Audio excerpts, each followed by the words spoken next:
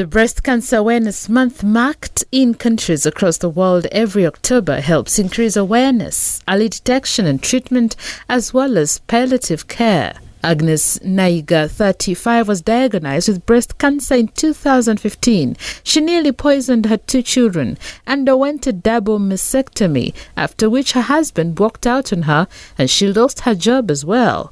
She shared her experience with Vicky Wandawa of New Vision TV. When I reached home, I called my daughter. I told her, Tasha, come with Jojo. They came into my bedroom. I told them, you lock that bedroom. I told Tasha, get me some water. She came with the water. She told me, Mommy, are you well? I said, in a glass? In a glass. I said, yeah, I'm fine. I took the water in the bathroom. I had to mix my poison. Then I came back with my glass. I put it there. Then I looked at my children. I said, what if the things do not work out? What will happen to me? What if I kill my kids and I do not die? What would happen to me? That was too much. That was too much. That is the one thing maybe I thought of. And so I looked at them. They were really innocent. I said, no. Because of these children, I have to fight. I have to fight. It's that day and that time that I changed my attitude. On 30th December 2015, Nayiga's right breast was cut off. The pain from the surgery was immense. However, it was worsened when her husband never returned to check on her. He left the marriage. She was discharged on 3rd January 2016. A friend picked her up from the hospital. However, Nayiga did not know where to go. She did not want to go home because her son was scared of her, and yet she did not want to go to her parents' home either. She stayed with her friend for a month. The day they cut off my breast is the day I last saw my husband. I didn't want to go to my mother. I didn't want to go home. You know, my son came to hospital. And he said, Mommy, have they cut off that breast? That was because he knew whatever was going on. That yes, I told him that it's there in the bucket. My son ran away. You know, he said, Mommy, I fear you. So I didn't want to go home to traumatize them. What I did, my boss took me to her home. As if losing a breast and her husband were not enough, she lost her job. In March, she started chemotherapy, which often has tough side effects on the patient. Her complexion darkened, her nails and hair fell out, and she developed mouth sores. She also vomited a lot. After the chemotherapy, the side effects subsided, but the war was not yet over. In September 2016, Nayiga was advised to have the second breast cut off as well, to curtail any chances of the cancer reoccurring in the second breast. My doctor told me, Agnes, you have to cut off the second breast.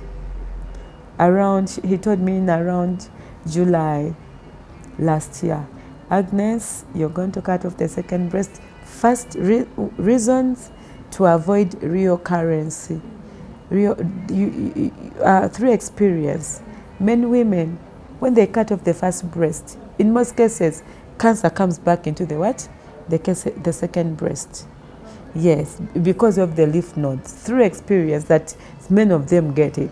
So this doctor told me, Agnes, no, we have to cut off the second breast. So cutting off the second breast, it wasn't a problem to me. I did not feel anything. I accepted because I'd already swallowed the other pin. My chest was funny. I had this long one. Then here I had to pump in more things, clothes, to make sure that I balance. So I said, it's okay.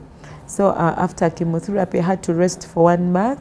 Following the chemotherapy, Nayiga was required to undergo radiotherapy. However, the radiotherapy machine at the Cancer Institute was down. Fortunately, she was among the lucky few at the Cancer Institute to be flown to Aga Khan Hospital in Nairobi for radiotherapy with all expenses paid for by the government. As a result of the grueling experience she went through, she decided to start an organization to provide support to cancer patients as well as teach people about cancer prevention. The organization called Cancer Pulse Foundation will be launched on 27th October at Hotel Africana. People don't know that they live with cancer. They don't know that we have those cells in our bodies. So I said, Agnes, I must come out. I have to inspire people. I have to give strength to those who are sick. I have to strengthen people, because the Agnes you saw in the past 2 years is a very different Agnes. The foundation is called Cancer Pulse Foundation. This foundation is not for the sick only. It's not for the rich only. It's, in fact, I'm targeting those people down there, regardless of your race, of your sex, of your religious affiliations. I don't want to know. Of your political affiliations, I do not want to know. I want us to save the world. Cancer can be eliminated. Let me be the link between the people, we the down people, and the government. Henry Dungu, an oncologist at the Cancer Institute, explains that usually breast cancer originates from the milk-forming ducts of the breasts and is among the top 5 commonest cancers in Uganda. He continues to say the commonest symptom of the cancer is a painless lump in the breast. The other symptom is a blood-stained discharge from the nipple. He warns that a bloody discharge from the nipple may point to danger and should not be taken for granted. Medical examination should be sought. The oncologist points out a number of risk factors regarding breast cancer. Well, there are some risk factors for getting breast cancer. One of them is being female. If you are a woman, you are at risk of getting breast cancer. And this does not mean that men cannot get breast cancer, because 1% of all breast cancers are in men, and then the other 99% is in women. The other risk factor for breast cancer is, as we grow, our risk of getting cancer, like any other cancers, increases. But this doesn't mean that breast cancer is only for young people.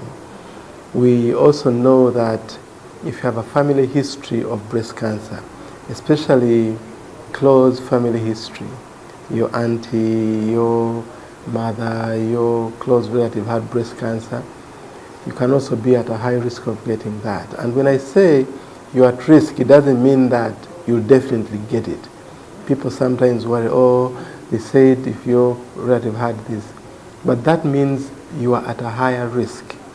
We have also known that certain genes can be associated with breast cancer. He adds that obesity and exposure to tobacco are also high risk factors of breast cancer. Nonetheless, the oncologist adds that the commonest cause is unknown, because one may have none of the above and still get breast cancer. He continues to say that in principle, for cancer in general, is when it is detected early, it can be treated and it can go away. Well, when people present early, the principle of treatment for cancer in general is, if you see me early, I'll go away.